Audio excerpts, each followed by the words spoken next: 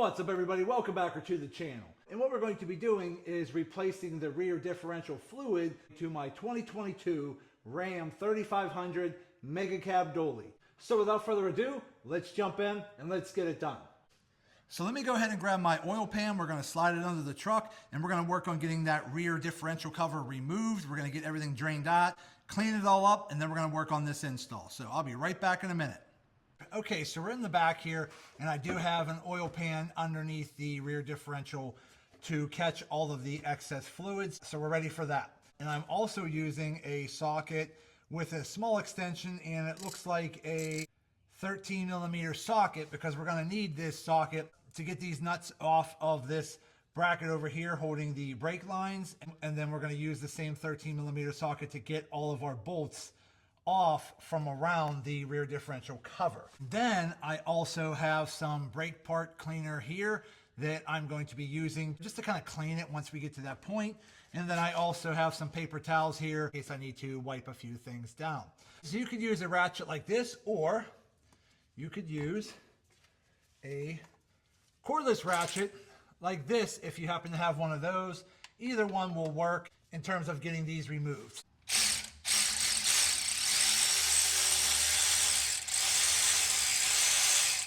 Okay.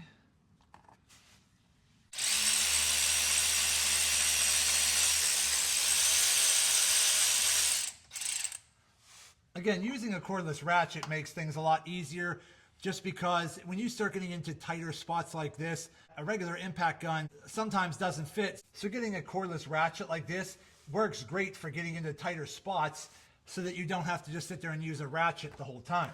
Again, a little pinch clip like this, you could probably just use some needle nose pliers. Again, this is just on there to hold this side of your brake line over to the right side of your differential cover. So all you have to do is bend it a little bit and then just kind of thread it off. It's just more of a little washer that just goes on there to hold this bracket in place. It's not screwed on. Okay, so we should be able to get this off. There we go. So now at this point, what I would recommend is just start loosening the top, but don't take them out just yet. And then I'll go back through and loosen the bottom. That way the whole differential cover is loose, but it's still hung on at the top. And then the bottom, I could just pull it away from the differential enough for all of that fluid to just drain right out into my pan. So let's go ahead and loosen some of these top bolts here. Okay.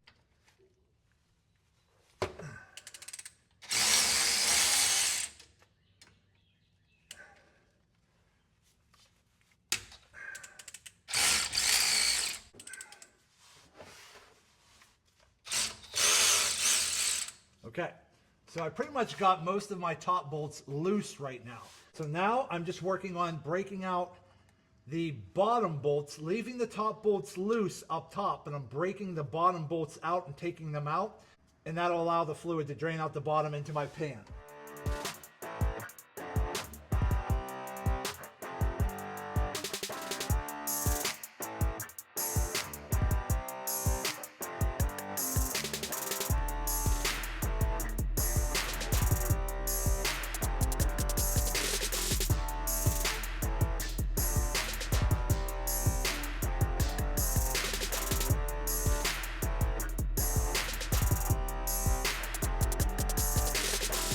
Now again, just in case some of you notice, I am using my cordless ratchet here to break these bolts loose, and then I'm using the power to pull them out. Again, some people out there don't recommend breaking the bolts loose with your ratchet, but hey, these are not on there that tight. I'm not going to use this tool to break bolts loose that are, 50, 60, 70 foot-pounds of torque.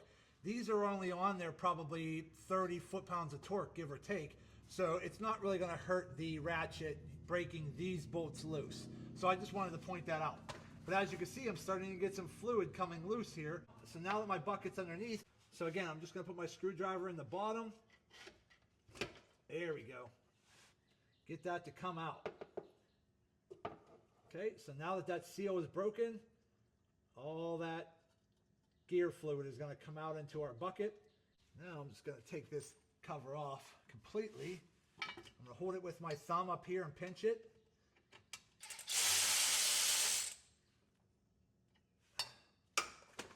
Okay. And now we can go ahead and take it off completely. Okay. So while this is still draining and you're spraying your brake parts cleaner in here to clean it out, just go ahead and do a visual inspection. You're mainly looking for any kind of metal shavings because, again, you have your rear differential gears in here running your rear axle. So if you're seeing any chunks of metal or metal shavings or anything like that in here, that's a good sign that you're having some problems and you might have to have those gears replaced. But being that this truck is only a few years old and it only has 39,000 miles on it, and just visually looking at it, everything seems to be pretty good. It's just the fluid is dirty because it hasn't been changed in a while. So again, this should be pretty simple and easy. Okay, so now we're gonna go ahead and just use some of our brake parts cleaner here. Again, we're just spraying things off, cleaning everything up a little bit.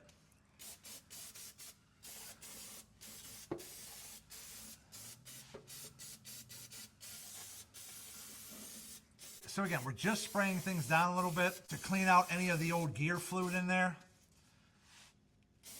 Again, it's not going to be perfect, but again, anything you could do to get some of that old fluid out of there is going to be helpful. Then what I'll do is I'll take some of my paper towel, reach in there and scoop out any excess oil or gunk in there and just kind of scoop it out just to clean it a little more. And then we're going to start putting our rear differential cover back on. So let me clean this up a little bit more and then we'll be right back. Okay, so once you're done cleaning everything up, again, I'm going to go ahead and take the old gasket off. Okay, just like that. And again, we're just going to go ahead and kind of wipe everything off. We're cleaning it all up right now. So again, you just want to clean up the perimeter of where your gasket is going to go. If it's really bad, like this outside perimeter here has like old residual gasket stuck to it, go ahead and just use a little grinding wheel or a little sanding disc and then just kind of sand it down a little bit, because again, you want this outer flat part here to be as clean as you could possibly get it, because you want your new gasket to make a good seal. Okay, I'd say we're pretty clean. And I'm just going in there trying to grab any other old oil that might be just kind of sitting in the back that didn't come out. I'm just getting in there and wiping some of that out. Again, my whole goal is to try to make sure this is as clean as I could possibly get it. Getting rid of some of that old fluid so that I can replace it with new here shortly. Okay, so now that we have everything all cleaned up, we used our brake parts cleaner to clean everything out, wiped it all out with some paper towel. We then went ahead and cleaned out our lid, and I will be reusing the gasket, even though I know you're supposed to replace it. But this is a pretty good heavy duty, kind of like rubberized gasket, and it's in really good condition. So I'm just gonna go ahead and reuse that. But if you happen to have one of those real thin paper gaskets, I would replace that. So once you get the orientation of your gasket figured out, now we can go back in, take one of our bolts, slide it through, make sure it goes through the gasket as well. And I would say put in your top bolt here just to hold it in place.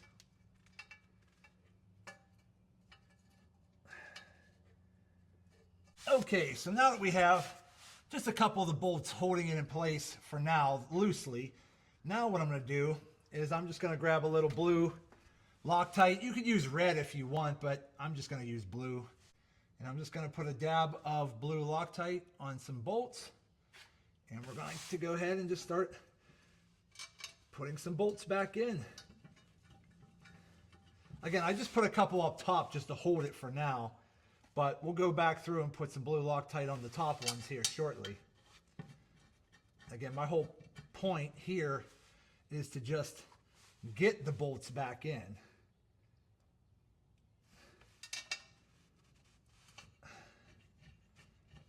If you happen to have one of those aftermarket rear differential covers, that makes it a little easier, and I'll probably end up getting one myself someday, maybe on my next differential fluid change. But a lot of the aftermarket rear differential covers have a fill valve at the top and then a drain valve at the bottom, and then usually like a little glass window here so you can see the level of fluid you have. Those aftermarket custom differential covers are very nice, but they could get into $300–400, which could be a little costly for some people. So again, the custom differential covers are nice to have, but they're not necessarily needed. But before I start tightening this all back down, let me go back in and add a little blue Loctite to my top couple bolts up here that I originally put in.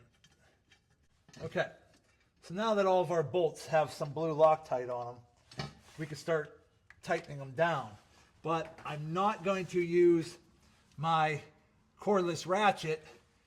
I'm just going to use a regular manual ratchet here for now because I want to feel how tight they actually are. So I'm going to start with one over here and just start tightening it down. I'll get them all kind of just lightly hand tight, and then I'll go back through and give them a little extra turn at the end. And then I just go through like kind of like crisscross patterns.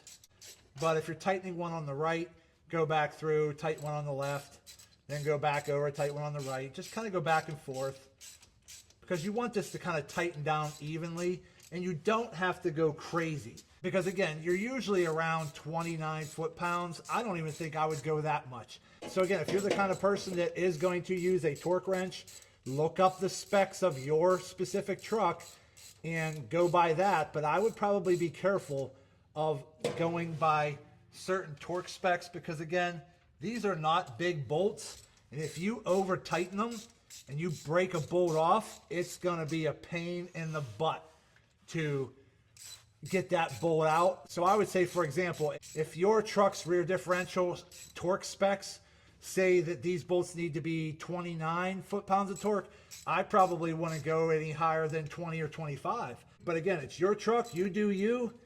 I don't like to go crazy tight because I've actually over torqued bolts in the past and broke them off, and that is not fun to deal with. Again, I just like to hand tighten them.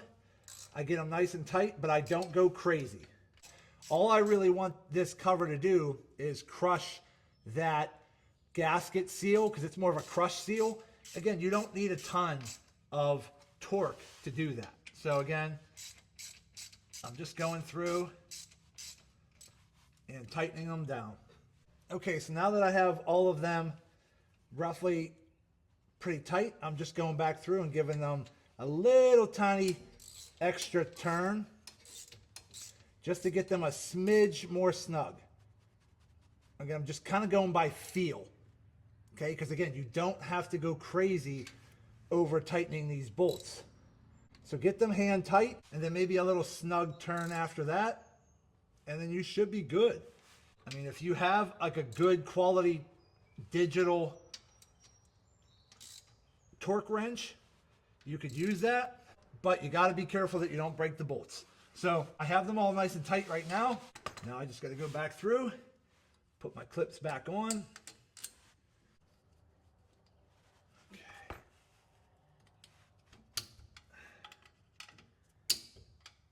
Okay, we're good to go there. Put our brake line bracket back on over here. We'll put a little blue Loctite in the nut over there. Put those back on. The next thing you want to do is just take your 3/8 drive extension or this 3/8 drive there, either one works. And we're going to go ahead and crack open our fill valve. Okay.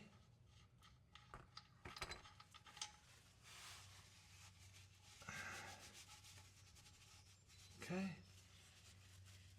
And now we can just go ahead and get a funnel or whatever you want to use and fill our fluid back up. So let me go grab a bag. Okay, let's squirt that in there.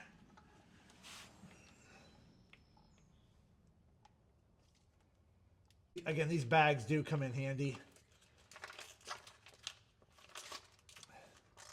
Just got to get all that fluid pressed in there. So again, I just put 1 quart in there so far. I just got to pour the other 3 in there, put our plug in, and we'll be done. So let me do that and we'll be right back. Okay, so we went ahead and we got all the bolts tightened back down pretty tight. We got everything put back together and we put our 4 quarts of gear fluid in there, put our bolt back in, and I wiped everything down and we're not having any leaks.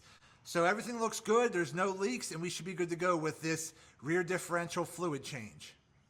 Okay everybody, so we're all done. So we went ahead and we changed the rear differential fluid on my 2022 Ram 3500 Dolly. And again, changing your rear differential fluid is really not that hard. It is a little bit messy, but it's not that bad, but you will save a ton of money compared to maybe taking it to the dealership to have them change your rear differential fluid.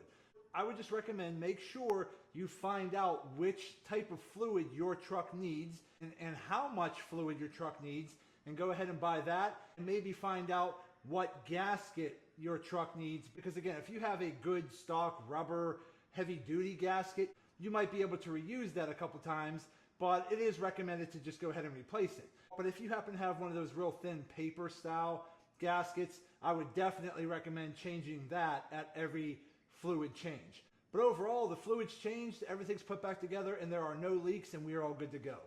So that's going to be it for today's video. I hope this video helps some of you out. Do me a favor, hit that thumbs up button and like this video. If you have any questions, go ahead and put them in the comment section, and I'll get back to you as soon as I can. And also do me a favor, subscribe to the channel because it definitely helps me out, and I greatly appreciate it. So that's it. I just want to say thank you to each and every one of you. Thank you. I truly appreciate all of your support. And as always, see you in the next video.